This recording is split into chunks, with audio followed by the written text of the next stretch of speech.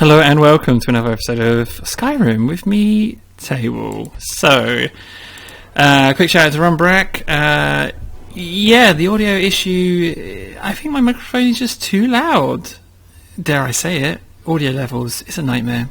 Any poison applied to a equipped weapon will be used on the next hit. So you can poison weapons in this. Fantastic. Looks Lord, here I am. See, now the volume is nice and high on my end, but I don't know about the microphone. Why am I scurrying? How do I unscurry? Brief history of the Empire Volume 2. Don't mind if I does. Storytime, guys. Tune out now if you don't like reading, because reading's what's coming in. Volume 1 of the series describes in brief the lives of the first 8 emperors of the Septim dynasty, as we well know, beginning with the glorious Tiber Septim and ending with the great-great-great-great grandniece Kittiana II. So Tiber Septim was the fella who was in oblivion, okay? So it's covering the history from then to now. So evidently this is in the future. Kittia's murder in Glen Point while in captivity is considered by some to be the end of the pure strain of Septim blood in the imperial family. Certainly it marks the end of something significant. Uriel III not only proclaimed himself Emperor of Tamriel, but also Uriel Septim III, taking the eminent surname as a title. In truth, his surname was Mentarco from his father's line. In time, Uriel III was deposed and his crimes revealed. But the tradition of taking the name Septim as the title for the Emperor of Tamriel did not die with him. For 6 years, the War of the Red Diamond, which takes its name from the Septim family's famous badge, tore the Empire apart. The combatants were the 3 surviving children of Plagueis II Petimia, Cesperos and Magnus, and their various offspring. Petimia, of course, supported her son Uriel III and had the combined support of all of Skyrim and Northern Morrowind.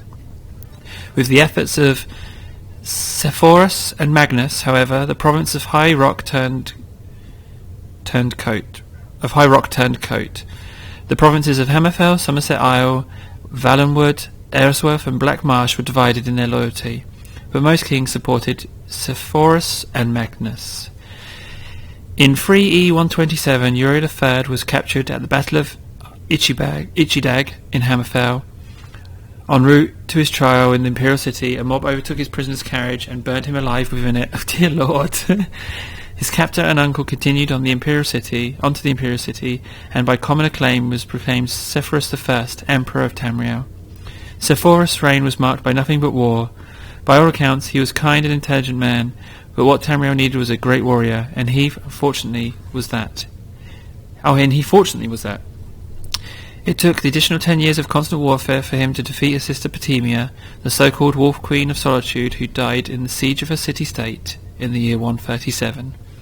Sephiroth survives... Hey, monkers. Just dropping spoilers. Solitude died in the siege of her city-state in the year 137. Sephiroth survived his sister by only 3 years. He never had time during the war years to marry, so it was his brother, the 4th child of Plagueis II, who assumed the throne. The Emperor Magnus was already elderly when he took the imperial diadem, and the business of punishing the traitorous kings of the war and of the Red Diamond drained much of his remaining strength. Legend accuses Magnus' son and heir, Plagueis III, of parricide, but that seems highly unlikely for no other reason than that Plagueis was king of Solitude following the death of Petimia and seldom visited the imperial city. Plagueis III, sometimes called Plagueis the Mad, was proclaimed emperor in the 145th year of the Third Era. Almost from the start, his eccentricities of behaviour were noted at court. He embarrassed dignitaries, offended his vassal kings, and on one occasion marked the end of the imperial grand ball by attempting to hang himself. His long-suffering wife was finally awarded the regency of Tamriel, and Plagueis III was sent to a series of healing institutions and asylums until his death in 3E153 at the age of 34. The Empress Regent of Tamriel was proclaimed Empress Kateria. Upon the death of her husband, some would not mark the end of the Septim bloodline with the death of Kittiana II, consider the ascendancy of this dark elf woman the true marker of its decline. Oh. Dark elf woman, eh? Her defenders, on the other hand, assert that through Kittiana was not descended from Tiber, the son she had with Plagueis was. So the imperial chain did continue. Despite racist dissensions to the contrary, Catilia's 46-year reign was one of the most celebrated in Tamriel's history. Uncomfortable in the imperial city, he cared to travel extensively throughout the empire, such as no emperor ever had since Tiber's day. She repaired much of the damage that previous emperors' broken alliances and bludgeoned diplomacy created. The people of Tamriel came to love their empress far more than the nobility did. Catilia's death in a minor skirmish in Black Marsh is a favourite subject of conspiracy-minded historians. The sage Montalius discovered, for instance, of a disenfranchised branch of Septim family, and their involvement with the skirmish was a revelation indeed. A disenfranchised branch of the Septim family, eh? When Cassander assumed the throne upon the death of his mother, he was already middle-aged. Only half-elven, he aged like a Breton. In fact, he had left the rule of the Wayrest to his half-brother Uriel due to poor health. Nevertheless, as only the true blood relation of Plagueis and thus Tiber, he was pressed into accepting the throne. To no one's surprise, the Emperor Cassir's reign did not last long. In 2 years he joined his predecessors in eternal slumber.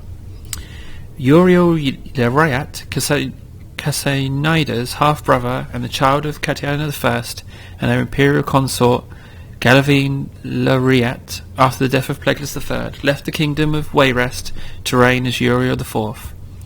Legally, Uriel IV was a Septon. Cassinida had adopted him into the royal family when he had become king of the Wayrest. Nevertheless, to the council and the people of Tamriel, he was a bastard child of Catiar.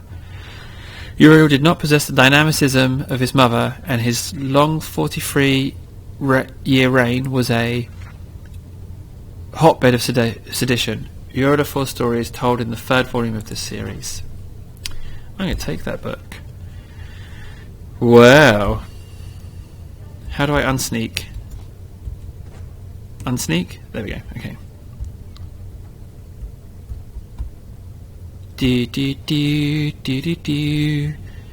So, there's Jimmy over there. Okay, Jimmy, that's good.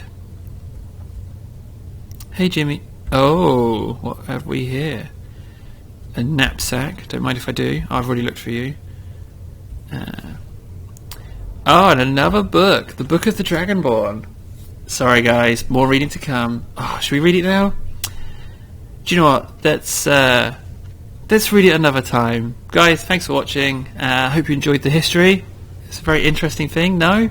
That's what you want about a game? You want to get into it and really chew through everything? And maybe find my reading voice relaxing. You know? Also, look at this. Hey, Boney. That is a bad day to die hanging off your foot. Oh, your foot has come off. God, that's horrible. Okay, so yeah. Next episode, we'll read a book. I've been Table. Please like, comment and subscribe. Feel free to support amateur content creators like myself. It's very important that you do. To those people who have already subscribed, love you. Fantastic. You're the reason I do this. Take care, guys. I'll see you again soon.